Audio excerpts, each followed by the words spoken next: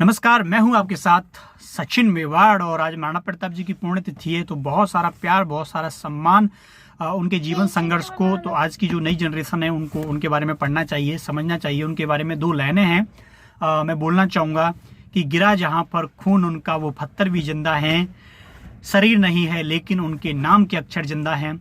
आज हजारों लाखों दिलों में, करोड़ों दिलों में महाराणा प्रताप के लिए जगह है। हमें महाराणा प्रताप को समझना चाहिए, उनको जानना चाहिए कि रियल जो महाराणा प्रताप थे वो थे क्या। आपने दुनिया भर के शासक पढ़े हैं, आपने विश्व इतिहास पढ़ा है, आपने मुगल काल पढ़ा है, सल्तनत काल पढ़ा है, गुलाम वंश पढ़ा है, बेरियस चीज़ें पढ़ी हैं, पूरा इंडियन हिस्ट्री आपने पढ़ी होगी, लेकिन आपको महाराणा प्रताप जैसा शासक नहीं मिलेगा। महाराणा प्रताप इसलिए अलग थे क्योंकि वो अपने लोगों के लिए जीते थे। ठीक है, उन्हें अपने जो धर्म है उसके लिए जीते थे, अपने लोगों के सम्मान के लिए जीते थे। मुगल सम्राट जो थे, यानी कि मुगल जो शासक थे अकबर, ठीक है, उन्होंने 4 बार प्रताप के लिए शिष्टमंडल भेजे थे, प्रताप को मनाने के लिए शिष्टमंडल भेजे थे, लेकिन प्रताप ने कहा कि नहीं, हम अपने स्वाभिमान के साथ समझौता नहीं करेंगे। तो प्रताप ने प्रताप के लिए कहा था कि आप तो बस अधीनता स्वीकार कर लो, आपको ना मुगल दरबार में आना है, ना कोई अपना मंत्री भेजना है, बस आप स्वीकार कर लो। उन्होंने कहा नहीं, स्वाभिमान से समझौता नहीं होगा। तो ये उनके चीज, जो अंदर जो चीज है ना, वो उनको अलग बनाती है। अपने लोगों के लिए जीना, अपने राष्ट्र के लिए जीना, अपने धर्म के लिए जीना। वरना आप लोग मुगल काल के शासकों को पढ़ लीजिए, बाबर कहाँ से कहाँ गया था। बाबर की जो मूल जन्मभूमि है वहां से उनको भगा दिया था। ठीक है, और इंडिया के अंदर भी रहे तो कोई राष्ट्रीय जो भक्ति है ना वो उनके अंदर नहीं मिलती। आपको मालूम है, जब संकट आता था, हुमायूं है, संकट आया, ईरान भाग गया था वापस। तो अकबर ग्रेट लीडर रहा, ग्रेट शासक रहा। अकबर ने खुद अपने दरबार में रामायण और महाभारत का अनुवाद करवाया था। ठीक है, इबादत खाने का निर्माण करवाया था। धर्म के प्रति सामंजस्य बहुत अच्छा था अकबर का। लेकिन जो प्रताप के अंदर चीजें दिखती हैं, रहीम को आक्रमण करने के लिए भेजा था प्रताप पर, लेकिन प्रताप का जो लड़का है ना वो उनकी बीवियों को, उनकी पत्नियों को, उनकी बेगमों को, उनकी लड़कियों को लेकर आ गया था उनके दरबार।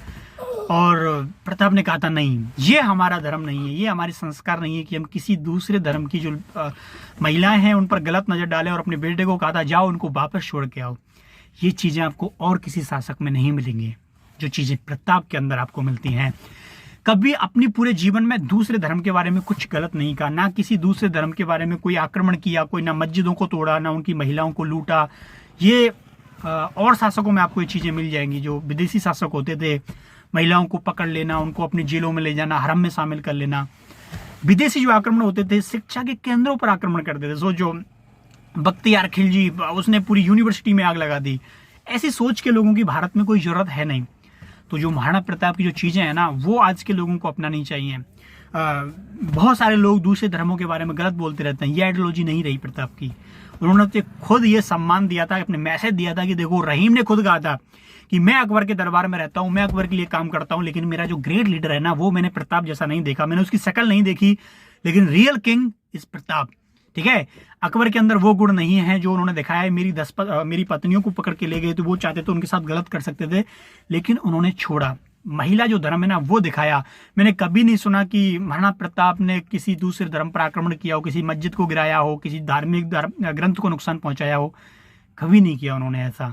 ठीक है, इसीलिए उनका सम्मान मुगल दरबार में भी था। और जब महाराणा प्रताप की जब मृत्यु हुई थी तो अकबर ने सुना था तो वो भी रोने लग गया कि यार क्या इंसान था, क्या लीडर था, अपनी स्वाभिमान के लिए जिया। तो ये चीजें हमें उनसे सीखनी चाहिए। चाहे आप नेपोलियन पढ़ लीजिए, चाहे आप हिटलर पढ़ लो, आप चाहे सिकंदर पढ़ लो, आप चाहे मैसोलिनी पढ़ लो, कोई शासक पढ़ लो, वो लोग साम्राज्यवाद के लिए जीते थे। प्रताप राष्ट्र, धर्म, स्वाभिमान, अपनी जनता के लिए जीता था। ठीक है, अपने ही लोगों के लिए लड़ता रहा। उसके पास बहुत बड़े बड़े ऑफर थे, लेकिन उसने कहा समझौता नहीं करूंगा, मैं मर जाऊंगा, लेकिन मेवाड़ के आन बान शान तक, जब तक मैं जिंदा हूं तब तक समझौता नहीं होगा। और जब तक प्रताप रहे ना तब तक समझौता नहीं रहा। प्रताप सबके साझा हैं। ठीक है, आजकल बहुत सारी जातियां कहती हैं प्रताप हमारे हैं। नहीं, प्रताप जब पहाड़ों में होते थे तो उनके चारों तरफ भील होते थे। जब तक भील थे उनकी शक्ति थी, पूंजा जी थे, उनके लिए लड़े। आपको मालूम है ना, जब झांसी की रानी लक्ष्मीबाई जो थी, जब वो मुसीबत में थी तो उनके साथ कौन था? उनके बेटे के पीछे झालबाई बैठी हुई थी, जो कि बैकवर्ड छोटी जात की जो महिला है ना वो थी। ठीक है। तो प्रताप, ये जो महापुरुष है ना, सबके साझा हैं, पूरे भारत के साझा हैं। आपको मालूम है कि इन लीडर से आपको जो चीज सीखनी चाहिए ना, वो उनका स्वाभिमान है। ठीक है, समझ में आ गई बात आपको?